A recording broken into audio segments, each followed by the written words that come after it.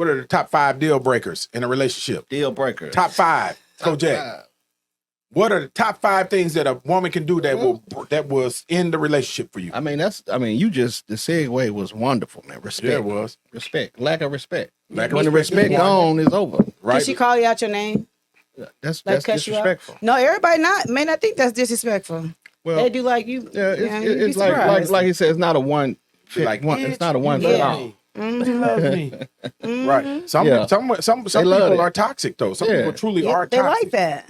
That's why I said it's not a one size fit all. You know, it's whatever your relationship. Outside of that, yeah, I feel like we've been Kojak though. Right.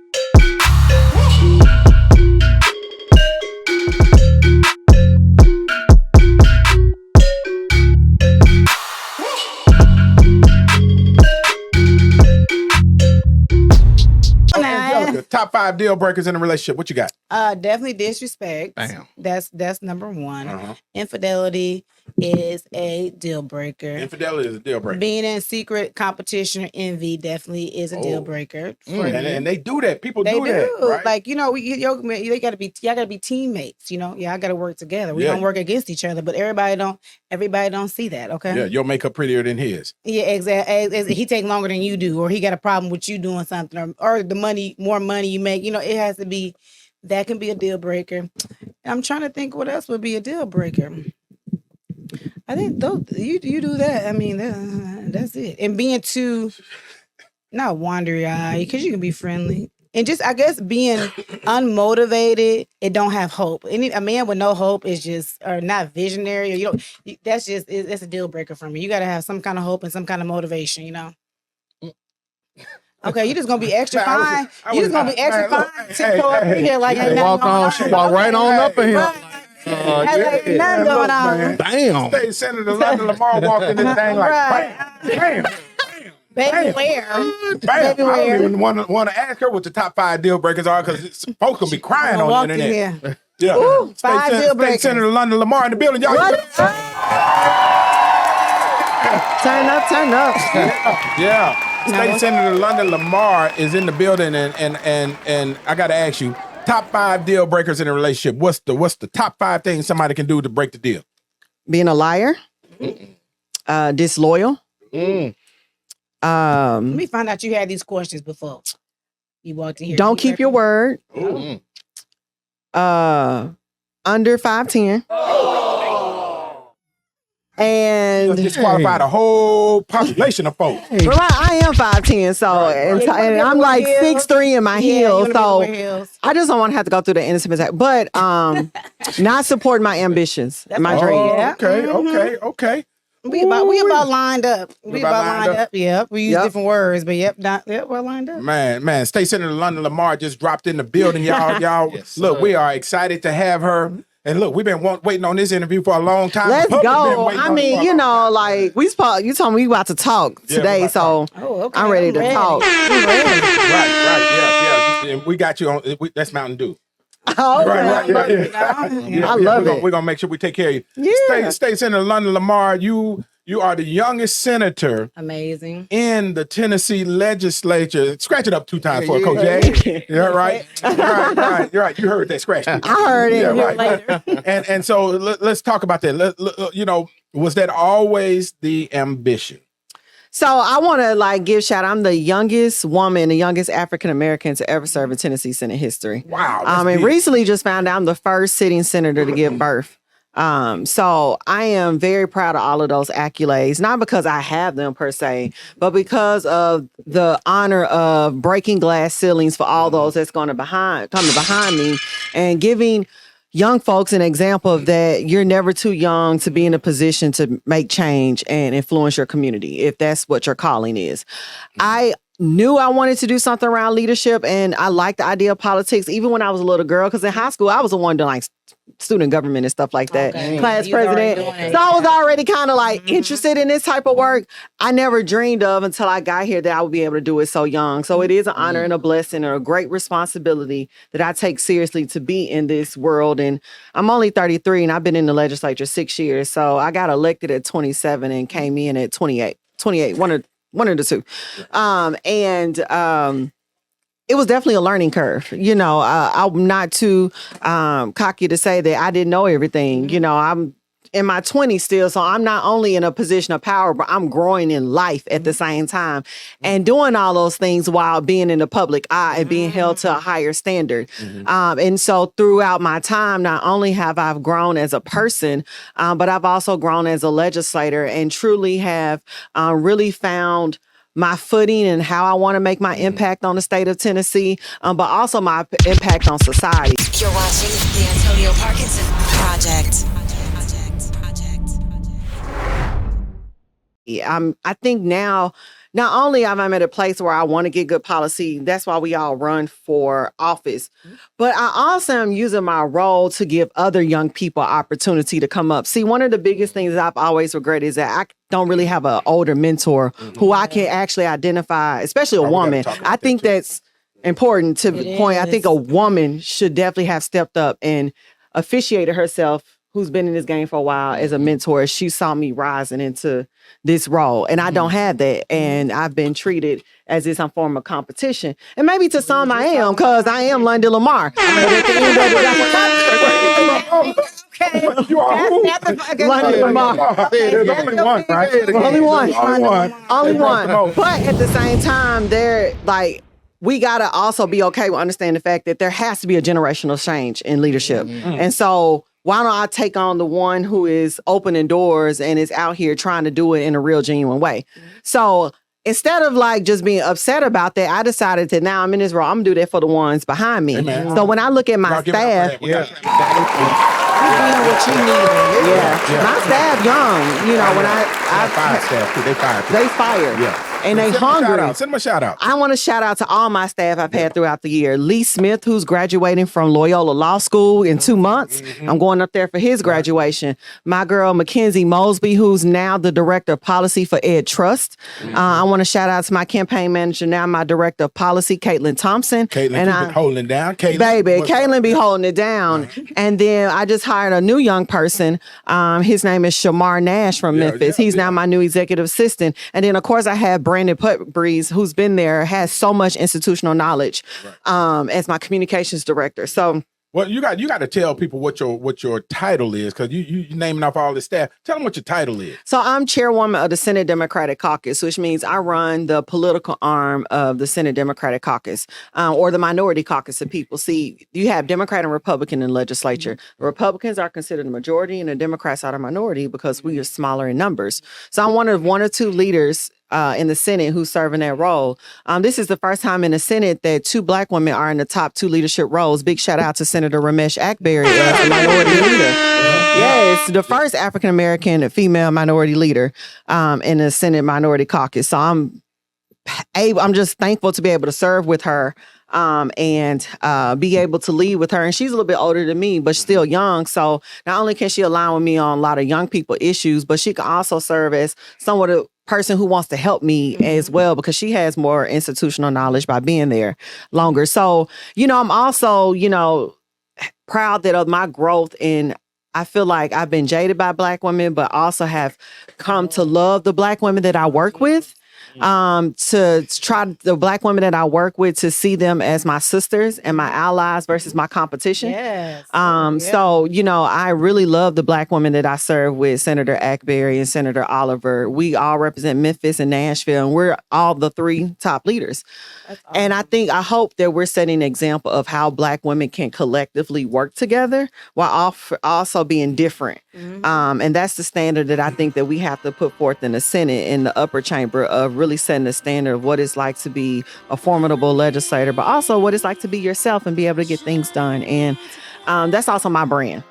Man, that's what's up. Like Hey, that's my brand. hey, look, we're coming right back to State Senator London Lamar. We're going to talk about being jaded by other black women. Ooh, don't We're also get going me to talk started. about her humble starts. Yeah. And we got a whole lot more to talk about with State Senator London Lamar. We'll be right back. You're watching the Antonio Parkinson Project. It wasn't me and you together, supposed to be forever. Plus we were lit together, pop out matching Gucci sweater. It wasn't they can tell her, no when they see us they jealous. I took you through some but you still got me through whatever. I can't answer why you won't leave. You think he better than me? No, I kept it too screen. Can't find no better than me. Mama told me say what I love. My bro say let her just be. I can't keep going back and forth. I should just let her go free. Cause if you stay then go on and on and on, trying to tell me I'm wrong cause I did not make it home. Hey man, this is Marcus with Unapologetically Memphis. We tuned in to the Antonio Parkinson Project. Big Memphis. You're watching the Antonio Parkinson Project. Welcome back to the Antonio Parkinson Project. I am Antonio Parkinson, and I'm here with my wonderful co-host, Angelica Jelly Woods, in the building. Hey, y'all, I'm excited. Look, yeah. Marshall came in here and turned up, so Man. I'm excited about this. Okay, What? my whole vibe done changed. Man, DJ Kojak in the building. Scratch it up for him 4 times, DJ Kojak. Bam. Bam. Yeah, London like that. Lamar, State Senator. Yeah. In the building. Yeah. So State Senator London Lamar, we left off with, you feel a little jaded from black women sometimes. Well, first of all, you probably been jaded by black women for a long time, way before you became the state senator, right? And we're going to come to that, but I do want to go back to this. First time I saw London Lamar, she was not the senator at the time. She was working for Stand for Children at the time. And I was invited to a presentation. She was giving the presentation. So I'm sitting back in the cut, just laying back quietly, right? Just chilling, watching. And then I see London come in and start her presentation. And I'm looking like, Kojak, we've been in the music business for a long time. For a long time. We know star material when we see it, right? Yes, yes. I'm looking at this woman, young. How old were you back then? 24. Were you even 24? Okay, 24 years old.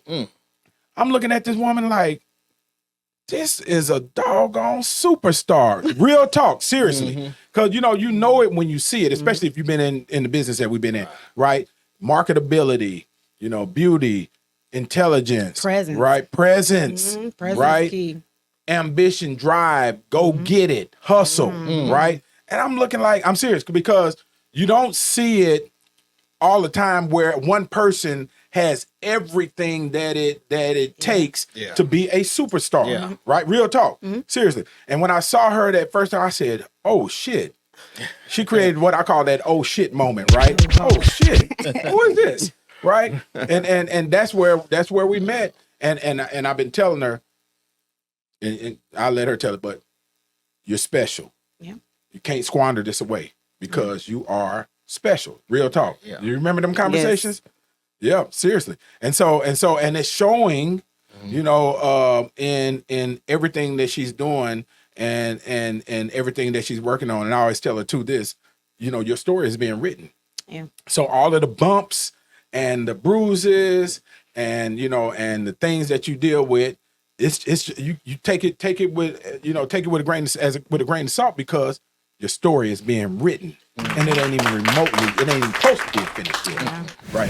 Right? Yes. So let's talk about women being jaded. You wasn't jaded for the First first of all, time. thank you for that. I really need to hear that in that moment. So I do want to give a shout out for you for being like one of my ride or dies from the beginning. Like, he has stuck by me thick and thin, like been there for me, bedside to the high heels of the legislature. And I just want to say thank you for being a good friend to me. I love you, Parkinson. Yeah, But I just I want love you too. All right, now off that emotional stuff, let's get back to it. Let's get I was to the feeling business. gooey for a second. I know, it's okay though. Look at Nichelle. Nichelle, little eyes welling up over there. Look. Yeah, but let's talk about that. Tell us about your upbringing. Tell us about and shout out to Emily Lamar. You see it. Yeah. Well, I know she's probably watching. I'm sure she's watching. Yes.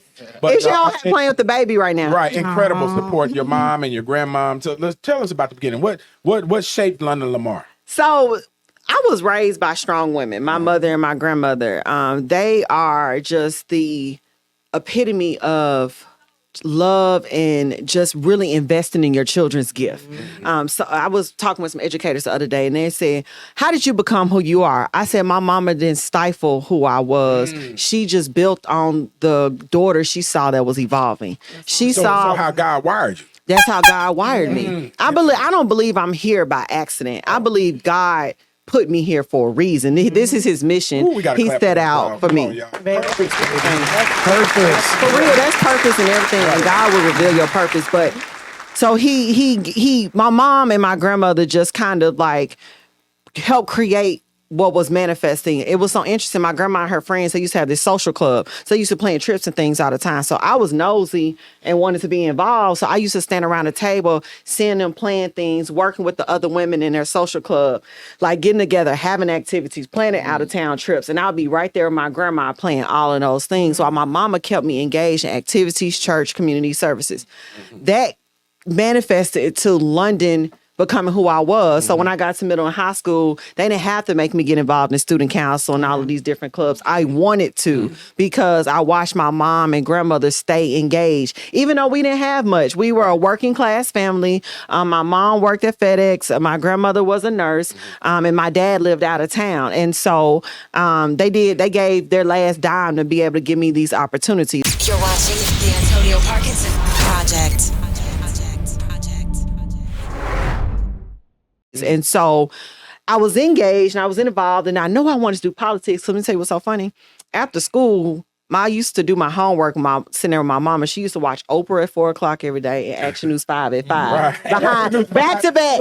So I was watching Oprah. Channel 5's gonna love that. Right. So I'm like, watching Oprah talking about real stuff going on in the world. So I'm taking it in, not realizing I'm taking it in. So I'm in high school, like, running, talking about real issues and stuff. And then my senior year of high school, Barack Obama became president of the United States. Oh, yeah. And I was applying to college at that time as an engineering major because I was good at math. And I was like, a black woman in STEM make a lot of money. I wanted to, set myself up real good. But it was something about seeing him on that stage that night with his black wife and his black children that just changed my whole world. Yeah. And I called the colleges I was going to. I said, I don't want to do engineering no more. I want to come as a political science major. And I did. And I never turned back. And so while at St. Mary's College, Notre Dame, Indiana, I majored. What? St. Mary's? Tell us what St. Mary's St. Mary's College is located in Notre Dame. We're the sister school to University of Notre Dame, part of the Congressional of the Holy Cross. It was an all-women's liberal arts college. HBCU? No, it's not an HBCU. It was a strong PWI. My school was actually like 2% African American. 2%. Like it was out of like. So basically, it wasn't two of y'all. It was only a few, and that's including the mixed girls too. Right. So like when I say all white, it was all white, but it was cool. Like I met great friends. Listen, white people get the best fun. We don't be on. They taught me everything. Thank you. They gonna have a good time. We had a good time. I had a good time at my small. Like Notre Dame football games on the weekends, tailgating with them. It was an experience. It's a different type of tailgate. It's a different type of tailgate. Thank you. See? Okay. Judgment-free tailgating, okay? Judgment-free.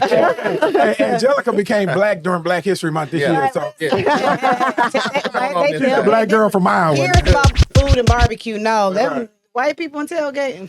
Right. 3 a.m. They tore up. Yeah, they diving into little bitty pools and everything, right? In the frozen weather, right? Yeah. It was a fun time. But while I was there, I stayed engaged and got involved in all this other stuff. And then Barack Obama was running for re-election. I started a Young Democrats Club on campus at my college. And I got all of these girls who I thought were conservative because we had a Catholic, rich liberal arts university. Next thing I had my first meeting, sis. It was like 60 girls in the room. And they were like, oh, we didn't know it was Democrats on campus. We're liberal. We're like, and I was like, oh my gosh. So we did all of these activities. I registered people on campus to vote. We went to go see Barack Obama when he came to Ohio. We just did all of these great things. And then I also had the opportunity to live in Washington, D.C. for a semester and do the Washington semester program where I interned and worked on Capitol Hill for our Congressman Steve Cohen while also going to school at American University. And I was able to like go to these think tanks. I went to a Supreme Court hearing. I did all of these things on both Democrat, Republican to see how politics work. From that experience for me and that activism on campus for me ignited a strategy of how do I get to office on a long-term trajectory. And so I thought when I was graduated, I was going to be able to come back to DC, but we coming from a single parent household. I didn't have no job. I couldn't afford rent in DC. So I was forced to come home to Memphis and make it work. So I'm starting from ground zero. Yeah, but by design though. You By design. might not realize it at the time. Right. By design. If you had the money, you wouldn't be in your purpose. Absolutely. Because I thought this door to DC was closed. My feelings hurt, but it's really God's like, go through this door. Yeah. I got some plan for you. You're watching the Antonio Parkinson Project. So I started from scratch in Memphis. I started working at this small political consulting firm, learning how to run campaigns on a very, very grassroots level. I didn't have a job, wasn't making but like $1,000 a month. It was real low budget. But there, it was so small, it was on me to help design the literature, the designs, the grassroots and the field plans for these candidates. So I was learning, I was volunteering, I was doing everything. I was literally making people's push cards on Microsoft Word. Damn. Like I taught myself graphics. Archaic, right. Like learning everything. This was still before Canva, right? Before Canva. This was 2013. But computers were working, obviously. Right. But I also started getting involved in the local Democratic Party. And at that time, I looked around. I was like, oh, y'all got a lot of influence in Memphis because most of the people in office in Memphis are Democrats. But I saw no young people at the table. None. Yeah, I remember them days. Yeah. And I'm like, it's at the Union Hall. Right. I mean, I understand it means kind of boring, but, obviously these folks had some sort of influence. So I started trying to get involved and people welcome me, but they wanted me to work the sign-in table. And respectfully, I'll work the sign-in table. Why? Because you get to meet every person and walk through the door. And they got to meet. Hold on. See, say it again. Yeah, it's perspective. People say it again. Yeah. Most people be like complaining, I got to work the sign-in table. You're touching every person that comes in. Exactly. That's right. Come strategy. On. Right. So, but the art of I'm doing the sign-in table and I want decision-making power. So I realized, okay, it's going to be hard getting one of these little seats. So let me create my own entity. So I recreated the Young Democrats in Memphis because I knew you couldn't kick out another Democratic entity. So let me do one that's go align with my passion, young people. So I made it fun. I started off trying to raise $100 here, doing a little car wash at AutoZone. And I was trying to come up to the meetings and hosting our meetings before the big Democratic Party meetings to encourage young people to stay over. And it was working. And so we were try to do something in line with the parties a lot, and it worked. So we got more and more young people involved. I had my meetings at bars and restaurants and where young people want to be. Where young people want to be. Want to be there too. Right. Look, I would show up at the Young Dems meeting. Right. I know that's right. He sure did. Right. Because I had to make it fun. Let's be real. It's all about marketing. Don't nobody want to come sit in no Union Hall and hear a bunch of folks talking and complaining. Let's get some stuff done over a beer or some nachos or whatever that looks like. Right. So I kept engaged with that, started the Memphis chapter, then I became the president of the state chapter, and I replicated this model across the state of Tennessee in Nashville, Chattanooga, Knoxville, and was getting a statewide coalition of young people engaged. And I was branding it. I was making it pop, and I was making it flashy. I was making it the political organization to be involved. London Lamar. I was making it London Lamar, but I was making it the new generation of leaders. Making it hip, making it flash. So that is my strategist hat coming in the branding hat, because now this is 2014, 15, 16. That stuff is starting to build up in the world. Then I ran for office at 23 and I lost. And I was a little devastated. I don't remember that. I ran for the state executive committee for Senate District 33. Okay, I remember now. In 2014. I remember. I was on the ballot and I got whooped by Allison Brownlee. I remember that. I remember. But I stayed involved. And that's after that, I started work for Stand for Children, getting involved in education. That's where he met me. And I started working on education policy, started organizing in community, and started linking the connection between people, policy, and politics. It was starting to become real for me around a certain issue. And so now I was developing my professionalism and my knowledge around actual issues that people care about. Because when I first ran for office, I was just running. I'm like, I went to college. I got a degree in political science. I passionate vote for me. I had to let my ego put that to the side and be like, okay, that's not enough. Like, what have you done? Right. And I haven't really done much yet. Right. I mean, I did a little, but nothing to the degree that other folks have. So I stayed and worked there for a while, went on to work for a women's reproductive organization, did women's healthcare advocacy, did all of that. And by this time, it's 4 years later. Congruently, I am still traveling the state and the country. I was running for executive vice president of the National Young Democrats organization. I was a vice chair of the Black Caucus then. Like, I'm just really spreading my influence around a nation of young people and the Democratic apparatus. You're watching the Antonio Parkinson Project. Now it's coming to 2017. I find out that Lee Harris running for county mayor.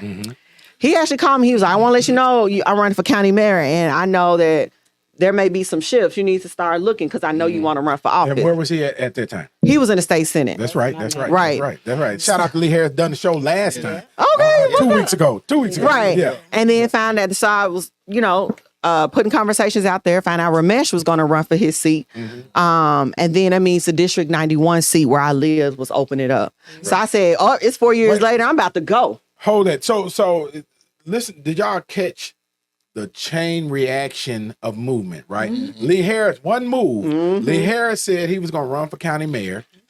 That set off the reaction for what? Ramesh to move. To where? To the Senate. To Lee Harris's seat, which opened up what? My ability to get in the state house. Because Ramesh was leaving her state representative seat to go run for Senate. state senate, which opened up a spot for. So everything touches everything. Y'all see that? The domino effect, right? Because Lee Harris said, I'm going to run for mayor. It opened up a whole domino effect. And I just thought about this now. All of us were young. Yes. Lee, Ramesh, and me. That's right. That's right. The young folks set an example of how you really do it. Right. I never thought about like I'm that. The young folks too. Y'all got me messed up. No. Y'all got me messed up. I'm just kidding. I'm just kidding. I'm unk right now. I'm unk. Yeah. Right. But go ahead. So anyway, we made the move. I decided to run for office. I announced on my 27th birthday. And we were off. A month later, I lost my job because of not being able, they didn't want to for me to do both. Cool, that's whatever. So I had a little 401k from Stand for Children. So I emptied out the little 401k I had, paid my rent up for the next couple of months. My mama and daddy helped pitch in on my bills. And at the time I was dating somebody and he bought my food. That was it. Whoa. We can't walk past that. Damn, you just said You food, got though. to be That your was low bar. Damn, food. food. So he's buying the food. So that tell you at the level of Grind at the bottom. Right. I wanted this. I gave up everything. Right. Rolling them dice. Like, Cash it for all real. in. Cash it all in. I just had a moment, God. That's why I stopped you. Like, for real. For real. Yeah. Man. Yeah. So I became my own campaign manager, and I took all the experiences that I talked about from when I graduated college, started at that firm, all the skills, and I came up with my own field plan. I designed my own literature. I made my own website. I came up with my own fundraising. I did every single thing. I taught myself how to use Photoshop. Yeah. Just because I didn't have a lot of resources, so I had to do it all on my own. And that was a value of being a young person. We were technologically advanced with these new graphics and branding tools that we can use. And I thought my stuff looked good too. And I canvass every day from about 10, 11 a.m. to 2, 3, 4 o'clock. Break that down for people. Day. What does that mean to canvass? Canvass means knocking on doors. Right. So because, I feel like getting fired was the thing that made me win. It freed you up. It freed me up. Right. It launched you. It launched me. And I was already a runner at the time. Right. So I was super in shape. So I remember them days. I used to love running. I pull up on. I take my car to the Mercedes shop on Cooper, and who running by with the dog? London Lamar. Right. But that's important though, and I want to go back to the fact that you were fired, which then freed your time up to canvas, right? I always say there's purpose in everything, right? When you, and now, I'm sure at the time you were fired, you was like, I don't understand this, right? What is happening? For 2 seconds, I was like, I'm free. Right. And so you never know what purpose is serving. You think you're going through a hardship, Right. but there's a purpose in it, right? And if you would not, if it freed you up to knock on them doors. It freed me up to knock on the doors, and I was consistent about it because sometimes, even if you have the time, if you don't know what to do with that free time, you will lose it and abuse it.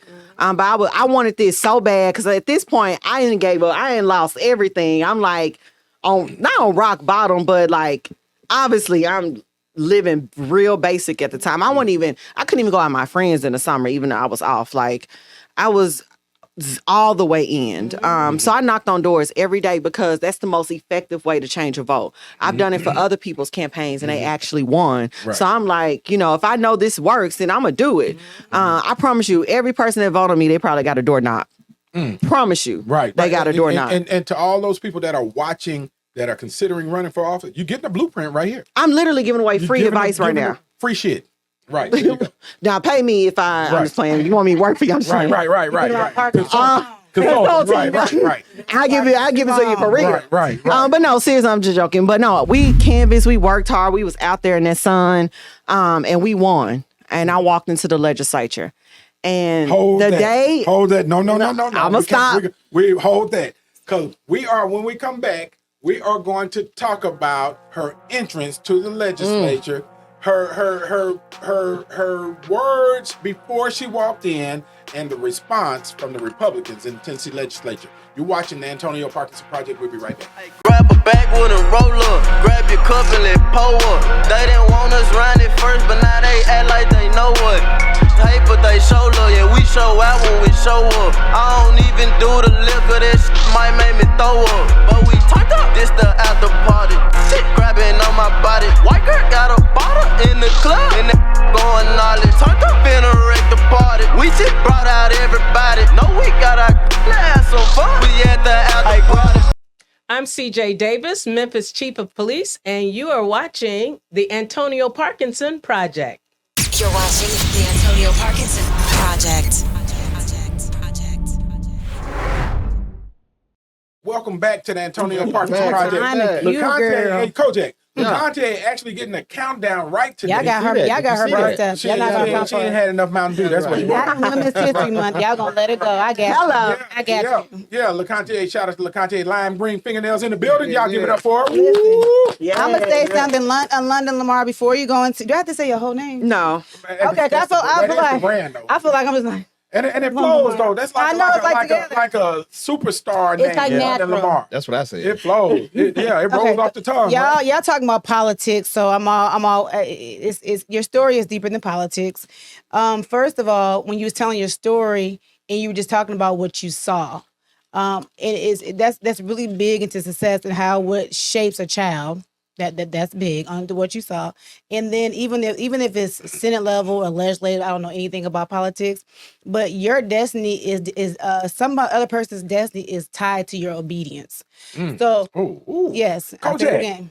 She giving that PK giving that word, ain't It she? is. So yeah, I'll look at it that part way. again. What now? What now? What? Somebody else's Yes. destiny is tied to your obedience. Wow. So by you not being obedient, it could be holding up somebody else. Ooh, But y'all looking at it like deep. I don't look. Jack. But I'm That's deep. So that is. Keep going deep thankful today. obedience. And another thing about you too, you have a good perspective because a lot of things that you said as far as sitting at the desk or things you had to do, a lot of people are entitled and they don't want to work for nothing. Or it's one thing, they lose their job, they just want to give up. Oh, it's not meant to be. And it's everybody else's fault. You don't did one thing. It's okay. It's about perspective. Like Yeah. so you understand that you have to serve. People, you have to serve in order to lead. And everybody don't want to serve first.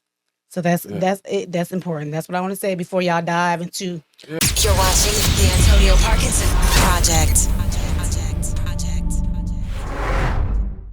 I agree. I think it's important to learn how to follow before you can lead. Yes, Because yeah. if you follow someone, I think your perspective as a leader, like you care more about how you make people feel as they follow you and how they respect you in that process. Because if you're leading people and they don't respect you, then you can't lead them to greatness. And so I think also leaders got to continue to remain humble.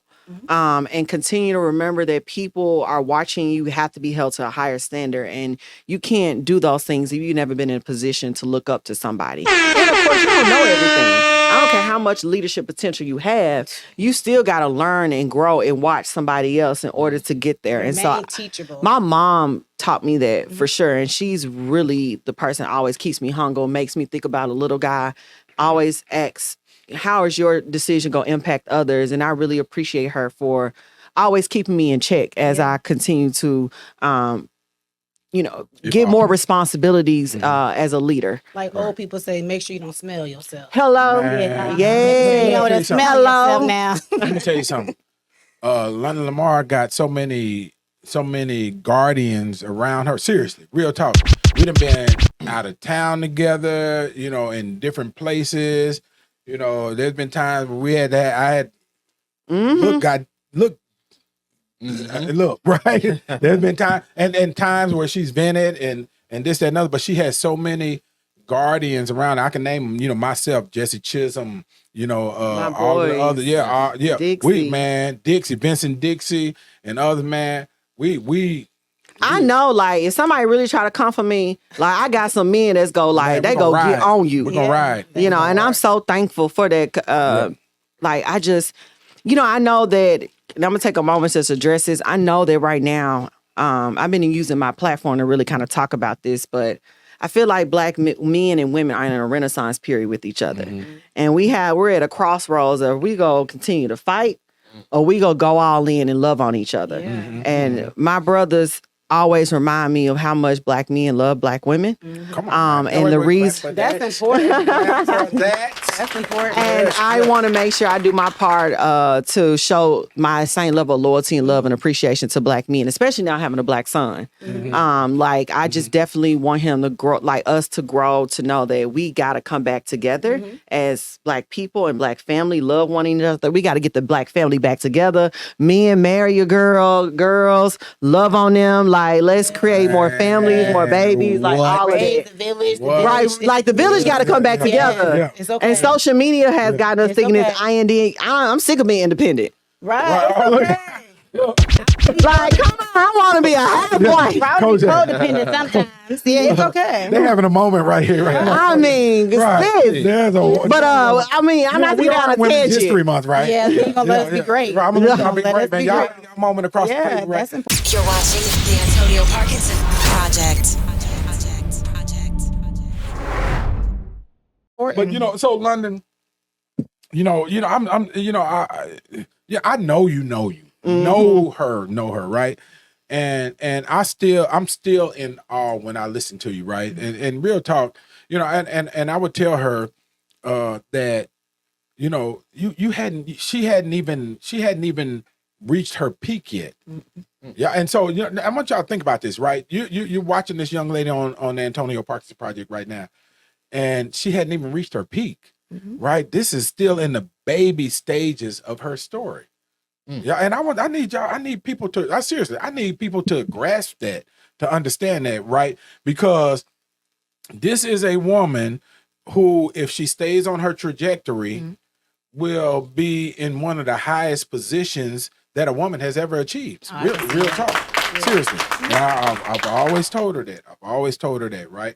And sometimes I have to talk off the ledge, right? Because she be ready to smack the shit out of a motherfucker, right? That's all the side of London, like, and I'm still working on myself. It's okay. But I got a temper. You're self-aware. Right. Yeah. It's important to be self-aware. And if you're self-aware, people can't hold that against you. You ain't gonna tell me nothing that I ain't willing to tell on myself. So you take that weapon for them. So that's important. Absolutely. I'm working on my temper. But speaking of temper, let me get back to the story. So when I first got elected, that was in 2018. I think Trump just got it. Was it? No. There was a governor's race right after Trump. Bill Lee. Yeah. And during that midterm season, there was a lot going on where the Republican Party was really doubling down on racist rhetoric to drive the vote at that time. And that's where you start seeing it really start to increase in a major way. And of course, Tennessee voted down white men, voted Republican. Like, it is what it is.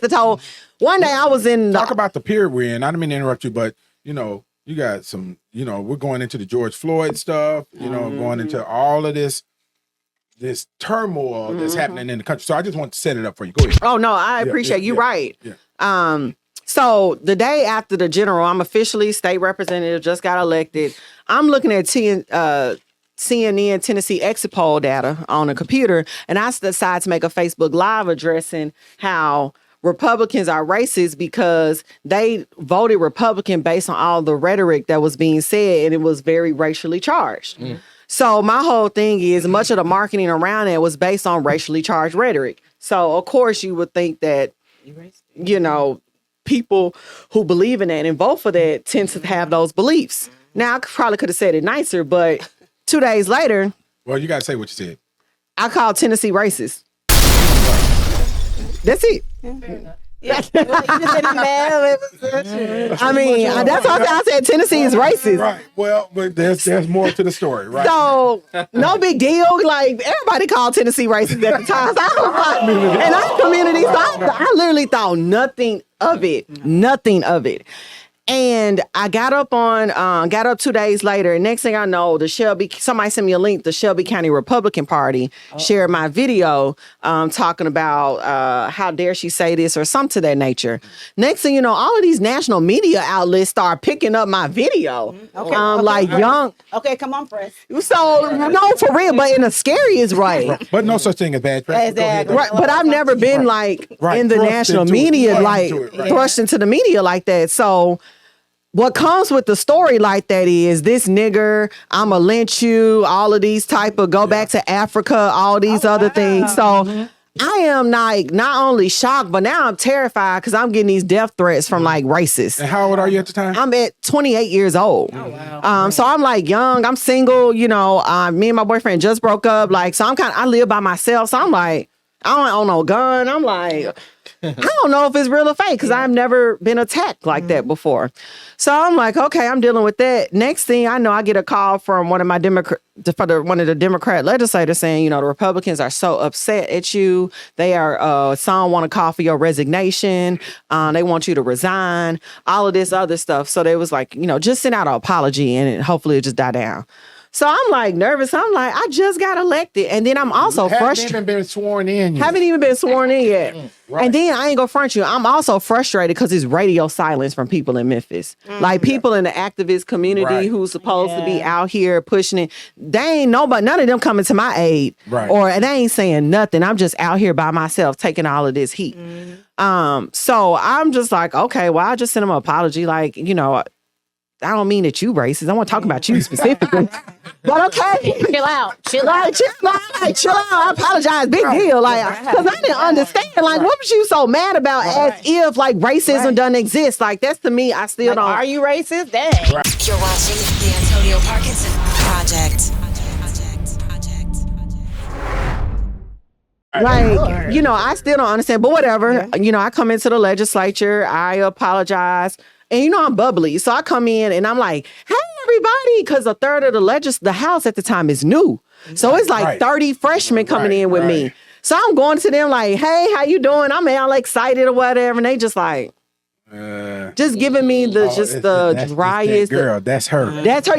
That's her girl. That's the one they was talking about. Right. So I'm okay, no big deal. So I move on to my, into my role. I had my little welcoming party. I'm excited. I'm here. I'm drafting my first legislation. So when I got elected, the Centoya Brown story was hot in the media. Just break it down. So the Centoya story was this young girl who was serving time in prison for murder for pretty much killing the guy that's raping her. She was sold to. She was being controlled by a pimp. And so at that time, I was really impacted by her story because as a young woman who is being sold, I felt this is an injustice in the system. This must be fixed. So of course I'm I'm in the legislature now, so I'm gonna fix it. I got this. I got this. So my first bill, and I was just telling this story. I was teaching a training earlier, and I was just telling them this story, how to craft the legislation where if you're a victim of human trafficking and you are being trafficked, you got the right to kill your perpetrator. So off top, it seemed duh, you're getting raped by somebody who bought you. Don't you have a right to kill them? Kinda, they're raping you. Yeah. But it was seriously flawed. So I presented my first bill in subcommittee at the House Judiciary, and it gets voted down. Y'all walk out the committee room crying. Yeah. My first bill. I'm like, Usually they give you your first bill. just give me your first bill. Right. And I'm like I've been in the media for like all of this work I'm trying to do around there. So like people watch it and it like gets voted down. And I like go outside and start crying. So I'm like, oh my gosh. But nevertheless, I don't give up. I decide to say, okay, I'm starting to watch how things are moving. So all of my bills are getting killed. All of them getting killed. But in the process, I'm noticing the cliques and the relationships and everything, the fractions.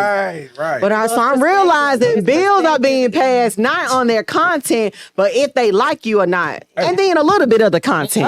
Okay, you all right? You made me spit all my right? ice out. Because that's so, people don't realize it's like a high school Popularity in contest. the Capitol. Your popularity contest.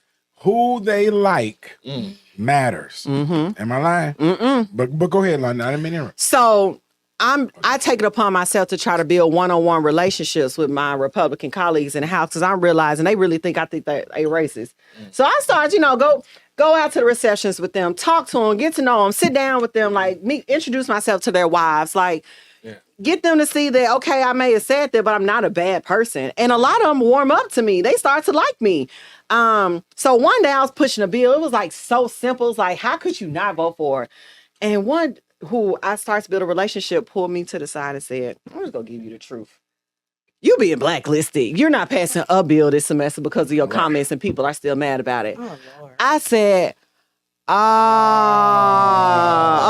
I was like, okay. And I was like, you know what? Thank you. And I didn't make a big deal about it. I never, I didn't go to do no media thing about it, like big, whatever. You're watching the Antonio Parkinson Project. So I said, you know what?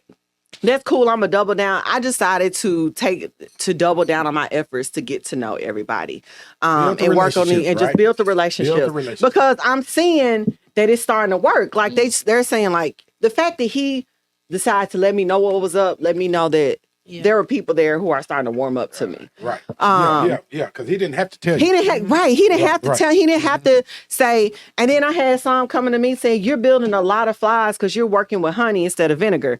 So they say, the phrase, "You catch more flies with honey than vinegar." So I said, "Okay." I listened. I said, "I'll go and take their advice. I'll go ahead."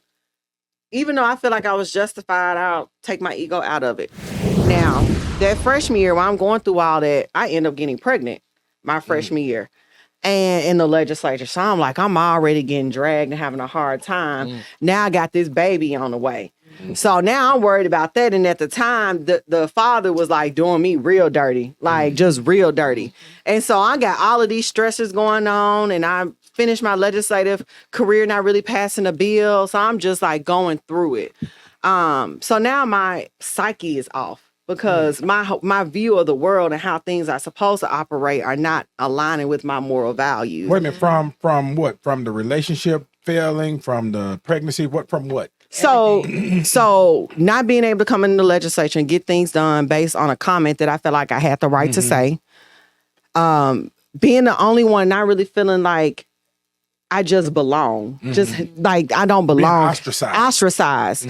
And then having taken upon myself to have to apologize. And I did it, but that don't mean it felt good in the process. Right, So I do want to acknowledge that even though I did it, sometimes doing the thing you must do don't always feel good. Right. And then having this situation on the outside of like also being ridiculed, that relationship has now become toxic. And the judgment I know I'm getting, like, believe it or not, people in Memphis are still very conservative. So I'm a young, unmarried woman walking around with an illegitimate baby. So I knew, I was like, now, like, who was that coming from though? Not names, but just women. The women, more so women than men. But the comments and the attitudes and the looks and what others had told others that come back and tell me what they said. So I was just recognized like it wasn't a good look. Wait a minute. We're going to pause right there. I gotta leave them on the cliffhanger. No, I want to know the story. How you gonna stop? I we're want to gonna know come already. when we come back. We're gonna talk about the mental health aspect of all of that weight on the shoulders of a 28-year-old at the time. So you're watching the Antonio Parkinson Project. We'll be right back. Guessing to find you. I always in the mood. I told you, you always wanted something like this. Hold on to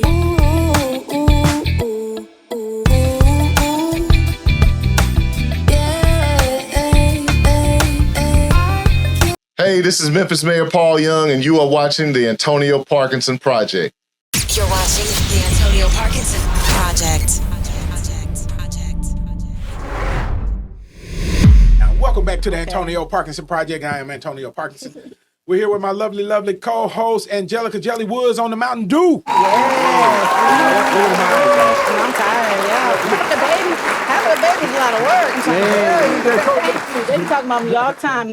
This We is a lot of work. tired. Thank you. Hey, DJ Kojak, she is so quick-witted. Yeah. I can't catch her, man. I stay on my feet. Look, she on I the stay on Mountain my Dew, right? feet. She's having a baby. That's why my eyes look like this. I'm they say I'm black in these. I got tight eyes anyway. Right, so. Black and East and Iowan, Corn Huskers, Yes, and all all kind that. of. Oh, that's Nebraska. I'm sorry, same thing. Yeah. Same thing. Three black people lived in Iowa. Angelica and her twin were two. Yep. Right. London Lamar in the building. What's up, London Lamar? Yeah. London Lamar. So we left off. I wanted to come back and talk about so much weight on your shoulders at this age. You're probably 29 at this point, right? You make 29. Is it this 2019? Yes, I'm 20. No, I'm 28, going on 29. Going on 29. Under 30 now, you know, and so you're dealing with a bad relationship, pregnant, you know, first, you know, seconds in the Tennessee legislature. They're coming at you because you said some were racist. Mm-hmm. You know, that's a lot of weight. You're in the public eye, national news. I remember these stories. It went national. Yeah, I remember this. I remember them too. Right? I do too. And so you got a lot, and you feel like you're alone. Tell us about the mental health aspect of that. It carrying was all that weight. awful because, like, a lot of my friends were still young, so I was talking to, so they didn't understand the capacity of my responsibility because they weren't in the public eye. They can just be like, "Oh, sis, I'm here for you if you need help, babysitter or whatever." Like, and they meant it so much, and they were serious about it too. But no idea.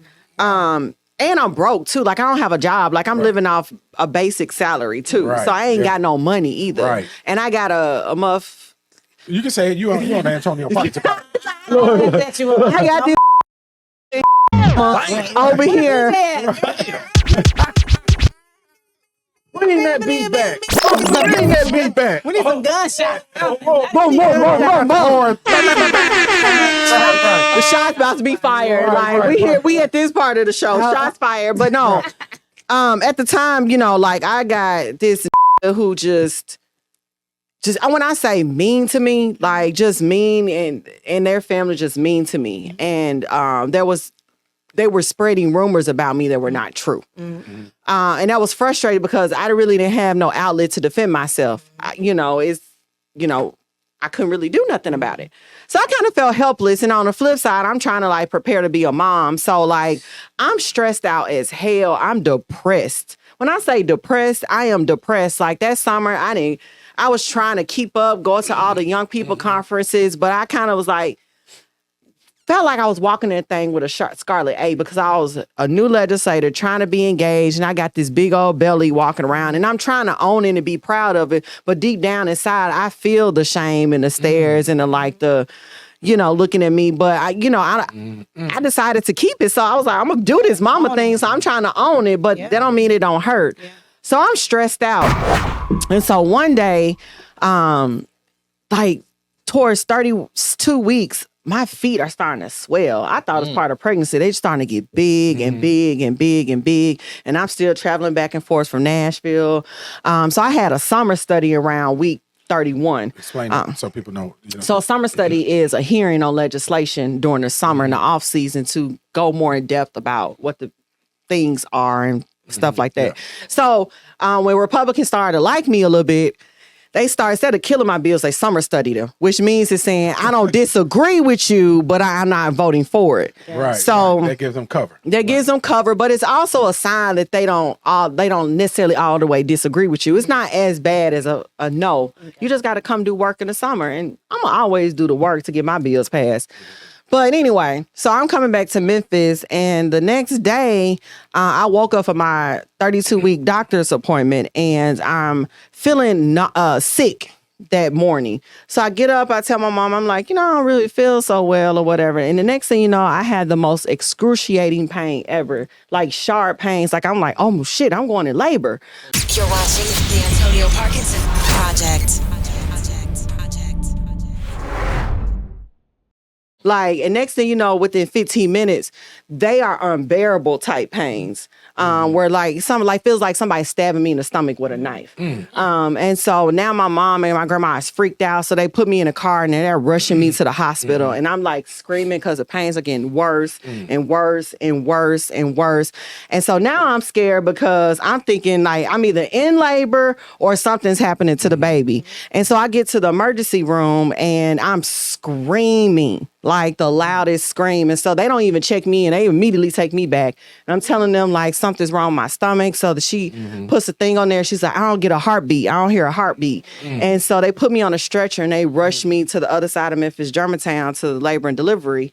And the saddest part about that rush was my grandmother, who's older, trying to keep up with that stretcher running through that hospital. Oh my God. So I get into the room and now it's like 6 doctors and nurses all standing over me, like taking my clothes off, ripping, and he has his thing over me like I don't hear a heartbeat, one sticking their finger up, he's pulling his finger out, it's blood coming out, like and my blood pressure is like 210/120 at this point. So I hear the lady go ahead and tell me the baby's gone and we got to put you out before you stroke out. And so I heard this Chinese doctor, he was like, you're gonna have to push this baby out. And I grabbed his shirt. I said, are you fucking crazy? And literally just like that. And then the other doctor's like, no, we got to go into emergency surgery. So I had to sign a consent form. And once I got done signing a consent form, like they put the medicine in me, I was out. And I woke up and I was in the hospital room. My son was dead in the crib next to me. Oh my God. And the tears and the worry on my mama's face before I knocked out, and my grandmother's face is like witnessed them saying that if they don't put me out, I'm almost dying. And their grandbaby just died in my stomach was one of the most, still to this day, the most traumatic experience I've ever had in my life. And so now I wake up and I'm realizing like I had lost my child. And I got these breathing machines on me. Like I got all of this stuff, these things on my legs. Like I'm hooked up. They got me in labor ICU type situation. And so I'm like, oh my gosh, now I'm coming to the reality of that my son is gone. And I'm like destroyed because regardless of how stressful it is, I still wanted that child. I done had a baby shower. I done done all of those things. It's a lot. And so I called my mama. I told my mama, I was like, go ahead and call the dude and tell him what happened. And I said, please tell him not to tell nobody what happened because I need a moment to get myself together. And, my family's there. We call my mom, my dad, and my sister. My sister's about to fly to Memphis. And then the father comes. Baby looks just like his bitch ass. Yes. But his ass told people. And the next thing I know, my phone is blowing up. Now I'm just like a few hours out of waking up. I'm still processing that I just lost my baby and I had a near-death experience. And now everybody calling me and texting me and all of these things. And I'm just now got to call my friend. I'm like, girl, can you come up with a public statement about what just happened? So now I'm sitting in the bed, just lose my baby. Now I got to come up with a PR plan. How were you mentally?